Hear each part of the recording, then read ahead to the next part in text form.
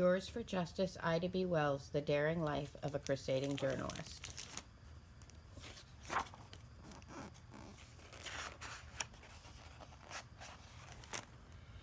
Ida B. Wells was born a slave in Holly Springs, Mississippi in 1862.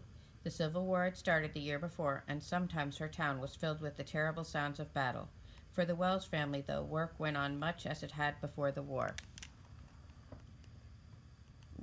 Jim and Lizzie Wells were slaves who belonged to a white man named Mr. Bowling. Jim was a carpenter in Mr. Bowling's shop, and Lizzie served as the family's cook. The Wells were treated better than many slaves. Mr. Bowling did not whip or beat them for mistakes, and he gave them enough food and clothing. But his slaves were still his property. Mr. Bowling could even choose to sell baby Ida away from her family if he wanted. When Jim and Lizzie heard rumors that there were people working to end slavery, they treasured the hope that they, and especially Ida, might one day be free. When Ida was nearly 3 years old, the Civil War ended. Slavery was illegal, and people like Ida and her parents were finally free. Jim and Lizzie Wells began building a new life for themselves. Lizzie stopped working and stayed home with Ida. Jim kept his carpentry job, but Mr. Bowling now paid him for his work. Some whites thought that black people were not ready for the responsibilities of freedom, especially voting. As election time drew near, Mr. Bowling told Ida's father who to vote for. He made it clear that if Jim wanted to keep his job, he better do what he was told. On Election Day, Jim Wells proudly cast his votes for the men he thought would be best for Mississippi, not for Mr. Bowling's candidates. When he got back to his carpentry shop, his boss had locked him out to punish him.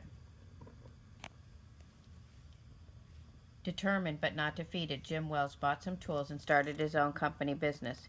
He also moved his family into a house away from Mr. Bowling. At the time, Ida didn't understand why, but as she grew older, she realized that her father had refused to work for a man who would not respect his rights. Freedom was far too important to him. Before the Civil War, many slaves like Jim and Lizzie were not allowed to learn to read and write. When Ida was old enough to attend Holly Springs' new school for blacks, her mother went with her. Once Lizzie learned enough to read her Bible, she stopped going. She needed to stay home to care for her growing family, but she made sure that the children kept at their lessons. Ida found she especially loved to read. One by one, she read every novel at her school and church libraries. Although Ida liked going to school, she often had a hard time getting along with others, especially her teachers. Even at an early age, Ida had a mind of her own, and she didn't hesitate to give her opinion. The oldest of 8 children, Ida found that a strong will sometimes came in handy. She was a great help to her mother in doing household chores and in looking after her younger siblings. One of her favorite chores was reading newspapers aloud to her father and his friends at night. Reading these articles gave Ida knowledge about the world far beyond Holly Springs, and she saw how powerful the written word could be. When Ida was 16, a yellow fever epidemic swept through Holly Springs. Many people in her town got the horrible disease, and to Ida's great sorrow, her parents and a baby brother died from it. Friends and neighbors argued over who would take care of the Wells children. When Ida heard them making plans to break up her family, she couldn't remain silent. She announced that if the adults would help her find a job, she would take care of her brothers and sisters herself. At first, no one believed she could do it, but Ida would not take no for an answer. Someone suggested that she try to become a teacher in one of the small country schools, and Ida agreed. Her aunt lowered the hems of Ida's dresses and taught her to put her hair up. When she saw herself in the mirror, Ida couldn't believe her eyes. She looked like a grown-up. A few weeks later, she passed the teacher's exam with high marks and began her first teaching job. Ida quickly found that passing the exam was much easier than teaching her students. Her schoolhouse looked more like a barn than a classroom, and it was usually very crowded. Many students were so poor they often didn't have enough to eat, and this made it hard for them to learn. To make matters worse, Ida had to teach all ages at the same time. With only a few books and supplies, her work was nearly impossible. But Ida faced up to the challenge. She carried wood for the fire to keep the students warm and helped each one through the day's lessons. She even advised the older students about the problems at work and at home. As the months went by, many of Ida's students began to show great progress. Some were so grateful that they brought her small gifts of eggs and other goods from their farms. When her brothers and sisters were older, Ida was able to take a better teaching position in Memphis, Tennessee, a bustling city of streetcars and steamboats. To Ida, it was a whole new world. The new teaching job was difficult, but Ida was paid more money. She was able to shop for the finest dresses, gloves, and boots, and especially stylish hats. She caught the eye of more than a few admirers, but she had too many plans to think about marriage. While other girls she knew were beginning to marry and have children, Ida dreamed of becoming an actress, a journalist, or even a novelist. She joined a group called the Lyceum. Each Friday, she and the other teachers met to read essays or poetry and debate their ideas. These lively meetings, Ida said, were a breath of life to me. When the editors of the Lyceum's journal moved away, Ida was chosen to take his place. In addition to editing the publication, she began writing simple, practical essays that addressed the problems she had seen as a teacher. While other women journalists of the day wrote mainly about family issues, Ida also covered subjects like politics and religion, and this made her writing popular with both men and women. Many people in Memphis started to notice Ida. She attended social gatherings, parties, and concerts, and her name sometimes appeared in the papers in Memphis. She found her voice, and quite a few others had begun to listen. Sadly, Ida found plenty to speak against. Many whites still did not see blacks as equals, and they were working harder than ever to take away black people's freedoms. Some store owners refused to sell to black customers, and they put up white-only signs in their windows. Certain restaurants, hotels, and even train cars were now off limits to black customers, and the new segregation laws, sometimes called Jim Crow laws, made this type of discrimination legal. One day, Ida boarded the train to go to her school. A few minutes into the trip, the conductor came to her seat and told her that her first-class railroad car was only for white people. He told her she had to move to a car for black people. Ida replied that she had bought a first-class ticket and she would remain in her seat. Ida's response made the conductor very angry. He asked some other men to help him, and they forced Ida out of her seat. Ida was frightened, but she would not be bullied. Rather than ride in another railroad car, Ida chose to get off the train. But like her father, she would not give up her rights without a fight. When Ida got back to Memphis, she hired a lawyer to help pursue the railroad company. She hoped the courts would rule that the conductor and the laws that protected him were wrong. Perhaps if she won her case, it would set an example for fighting the Jim Crow laws across the nation. Months later, Ida was delighted when a white judge in Memphis ruled that the railroad would have to pay her $500. She had fought to defend her freedom, and she had won.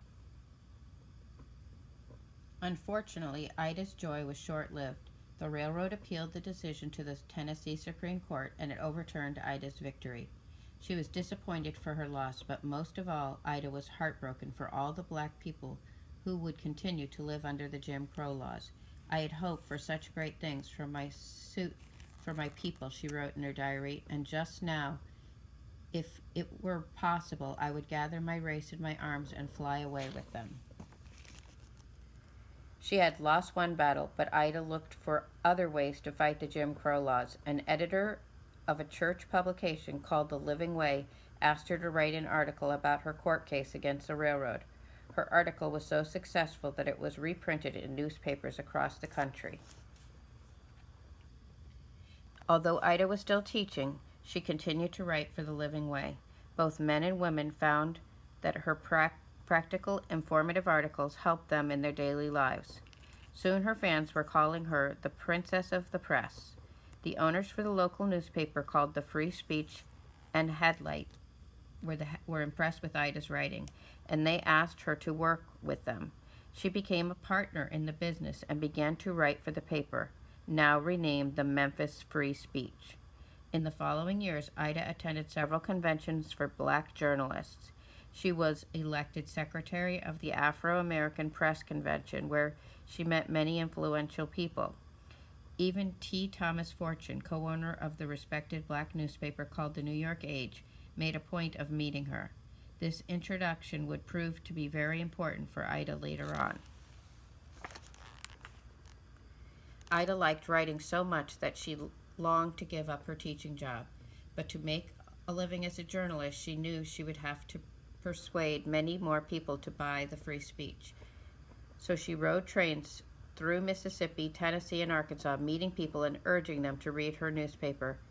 Ida and J.L. Fleming, one of her business partners, came up with the unusual idea of printing the free speech on pink paper. This made the newspaper more distinctive, and even people who couldn't read immediately recognized it as the free speech. Within a year, their hard work paid off. Subscriptions to the free speech went from 1,500 to 4,000. Ida was now able to support herself with her writing.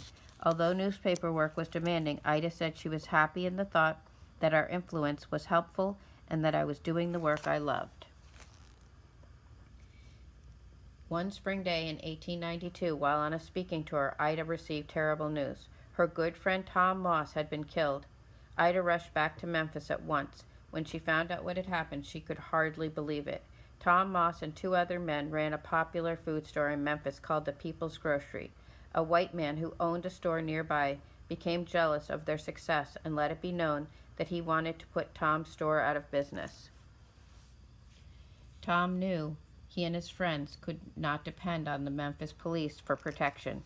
They would have to defend the store themselves if any trouble developed. Tensions in the neighborhood continued to rise, and one night several white men stormed the People's Grocery. Tom's friend fired their guns, and the attackers fled. No white men were charged, but Tom and his friends were arrested. Tom hoped a judge would understand that they had been trying to protect their property, but before he and his friends could make their case in court, a mob of white men took them out of jail and murdered them. This kind of execution outside the law was known as lynching. People from all over Memphis came to the funeral or sent flowers to show their sympathy for the men and their families. Ida did all she could to comfort Tom's wife and young daughter. Even though many people knew who had lynched Tom Moss and his business partners, not a single person would turn in the guilty men. No one was ever punished for the murders.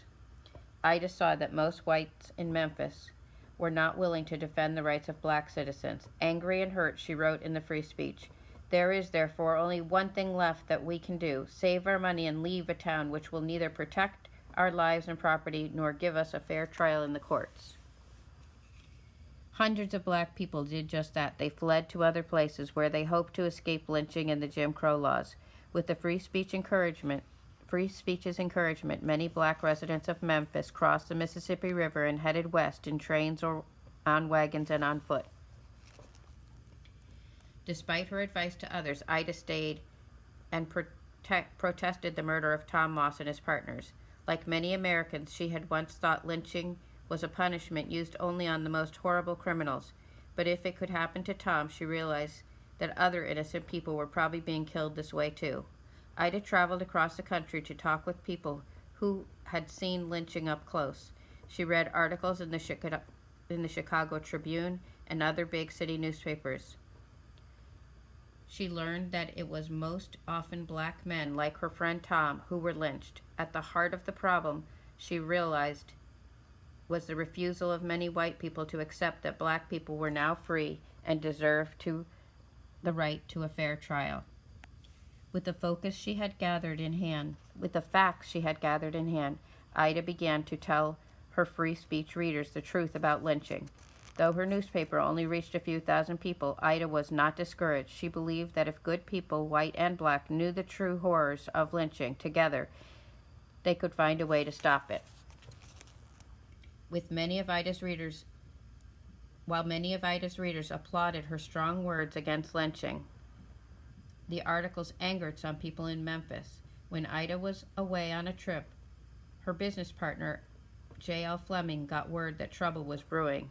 If he didn't want to get hurt, his neighbor warned he better get out of town. Later, a group of white men broke into the offices of the Free Speech. They smashed desks, lamps, chairs, and supplies, and threw all the papers and books to the floor. The men left a note saying they would harm the owner of the newspaper if they tried to reopen it, but the mob never got a chance. Her partner had already fled, and Ida was on a train headed toward New York City. T. Thomas Fortune, the editor of the New York Age, had invited her to come for a visit. Thomas met Ida at the train station. She later described the meeting in her diary.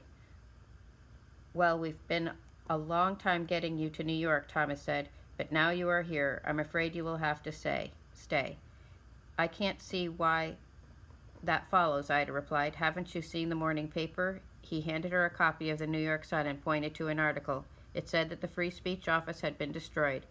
Ida was shocked and angry. She wanted to go back to Memphis and rebuild the newspaper, but where would she find the money, and how would she protect herself?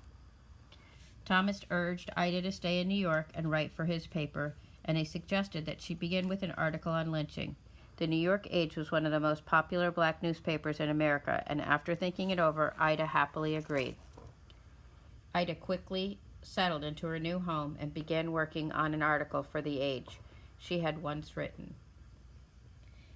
The way to right wrongs is to turn the light of truth upon them. This was her chance to do just that. The morning the article appeared on newsstands, Ida walked along the streets, wondering what the readers would think. Would her words really make a difference? Much to Ida's surprise, her article changed many lives. The well-known black leader Frederick Douglass called it a revelation. For the first time, people realized that scores of innocent lives were being claimed each year by lynching. Ida's article had shown lynching for what it was, an attack on the freedom promised to all Americans. The issue that featured Ida's article sold 10,000 copies across the nation. At least 1,000 copies were sold in Memphis alone. The mob that had silenced the free speech had actually helped Ida spread the truth about lynching. Ida had not set out to become a crusader, but the article in the Age made her just that. She received invitations from across the country to speak about lynching. Politicians, ministers, and other leaders wanted to know more about the problem and how they could help. And as she continued to write articles and speak out, support for her cause grew. Her New York Age article appeared in 1892. By her death in 1931, lynching in America had nearly come to an end. Ida took up many other campaigns in her lifetime, but none were as important as the difficult crusade against lynching. Putting an end to the practice would take decades of hard work by many courageous and dedicated people, yet Ida's firm belief in the country she loved could never be shaken. Against every fear and doubt, her voice rang out clearly. We submit to all the nation, confident that in this cause, as well as all others, truth is mighty and will prevail.